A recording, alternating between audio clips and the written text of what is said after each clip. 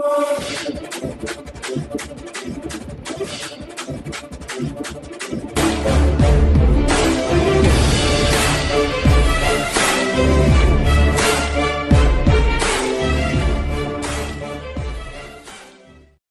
प्यारा Hindustan news channel में आपका हार्दिक स्वागत है। खबर रोहतक से हर्षित सैनी की रिपोर्ट। 16, 17 व 18 जून को जनता के बीच जाकर नुक्कड़ सभा कर सरकार की कर्मचारी विरोधी नीतियों का पर्दाफाश करेंगे।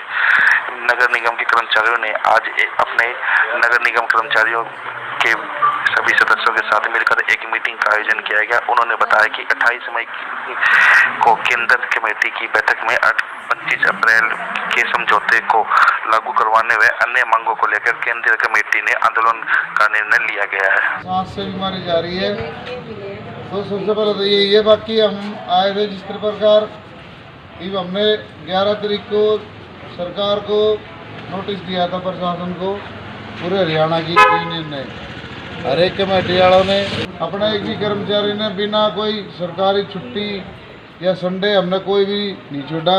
हमने सब दिनों में काम करा है, तो सरकार ने भी हमारे लिए सोचना चाहिए। अब जैसे एक अपना पार्वती इंटर प्राइवेट ठेके वाला था, एक दिल्ली में तो 1 करोड़ रुपए दे दिए एक सफाई कर्मचारी को। यहाँ अभी तक उसके घर में कोई पूछने भी नहीं गया, ना किसी ने फ़ोन करके पूछा, ना डीसी ना एसपी ना एमएलए ना किसी ने। तो अब अपना आंदोलन शुरू होंगे। सरकार अपनी मनमानी कर रही है। हमारे पक्के कर्मचारियों का डीए की किस्त बंद कर दी, एलटीसी बंद कर दी है। कच्चे कर्मचारी का हर साल रेट बढ़ता था, डीसी रेट, अभी तक आपका चौथे महीने बढ़ना था, अभी तक डीसी रेट नहीं बढ़ा, ना ये पैसे नहीं मिले किसी को भी। तो ये सरकार, मतलब हम तो अपने बालका ने घर पे छोड़ के और अपने मौत के मुंह में आके काम करते हैं, और सरकार हमारे को कहती है कि भाई इनको तो कुछ नहीं देना। डॉक्टर को 50 लाख दे रहे हैं, पुलिस वाला को दे रहे हैं, सफाई कर्मचारी को कुछ नहीं दे रहे। तो आप लोगों को के बीच में इसलिए बताने आए हैं कि आगे आंदोलन शुरू हो रहे हैं। 23-24 की अपनी भूख हड़ताल रहेगी निगम में, और उसके बाद भी सरकार ने हमारे को बातचीत के लिए नहीं बुलाया। तो आगे अगले जुलाई में 3, 4, 5 जुलाई को अपनी 3 दिन की पूर्णतः हड़ताल रहेगी बिना काम करे। तो सबसे पहले तो हमने इस बीमारी से बच के रहना है। इस बीमारी में अपने दूरी बना के रखो, मुंह ढक के रखो, और हाथों में ग्लव्स जिनके नहीं है, प्रधान जी की लिख के दो, ग्लव्स नहीं प्रधान जी आप सब लिख के दो मेरे को कितने चाहिए, ठीक है। ग्लव्स, और हो सकता है मैं जूते चप्पल भी मत पहन के आया करो काम पे, जूते पहन के आया करो। जितना भी शरीर ढका जा सके उतना शरीर ढको, और किसी भी की चीज़ की जरूरत हो सैनिटाइजर रहने दो। उससे जो कूड़े में काम करें उनके वास्ते बड़े जूते भी लगा दो, दम जूते। और तेल, जिस तरह पिछले महीने तेल और बोतल साबुन, साबुन और तेल भी शुरू करवा दूँगा बंटवारा। तो आप लोग ये सामान तो हमने लोकल लेवल में हम ले हैं, जो हमारी पूरे प्रदेश की मांग है, वो सरकार हमारी बातें नहीं मान रही। संजय बिडलान, अध्यक्ष नगर पालिका कर्मचारी संघ इकाई रोहतक। आज का जो हमारा कार्यक्रम था, ये नगर पालिका कर्मचारी संघ हरियाणा राज्य कमेटी द्वारा निश्चित किया गया था।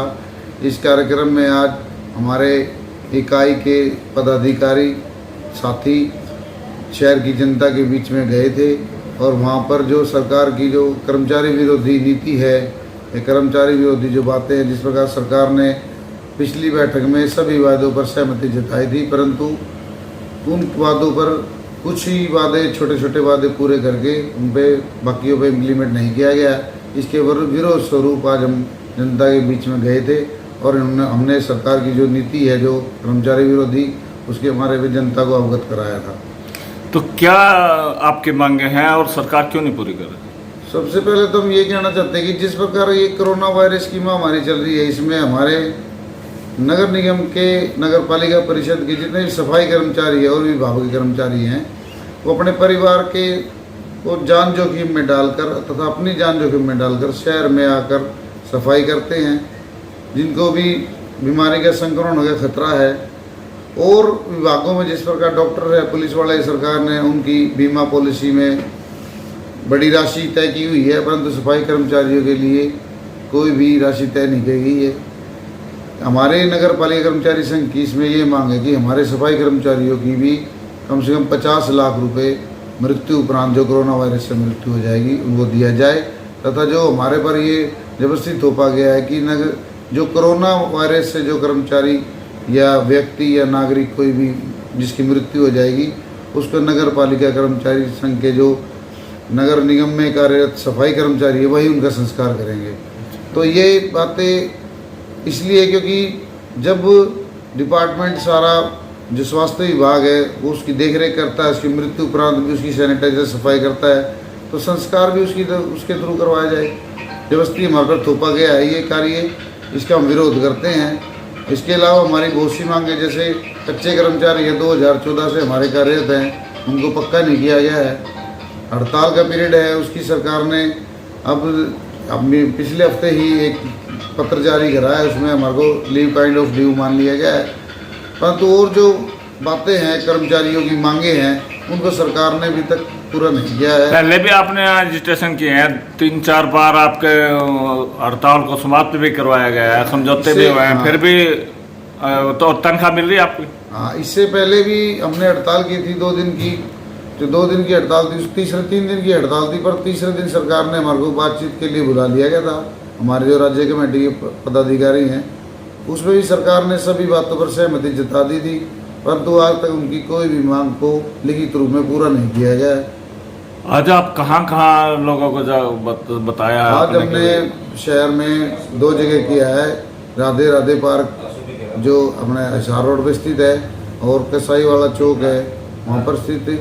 हमारे जो नगर निगम के जो सफाई कर्मचारी है उनकी वहाँ पर सुबह 6 बजे हाजिरी होती है और पब्लिक का भी आना जाना रहता है, तो वहाँ पर हमने सोशल डिस्टेंस का पालन करते हुए सरकार की जो नीति है पर कर्मचारी विरोध नीति उसका अपने कर्मचारियों को तथा आम पब्लिक को भी अवगत कराया है। पीटीआई कर्मचारियों को हटा दिया गया है सुप्रीम कोर्ट के ऑर्डर लेकर, इसमें क्या कहना है? पीटीआई कर्मचारियों के साथ जो हुआ है वो गलत हुआ है।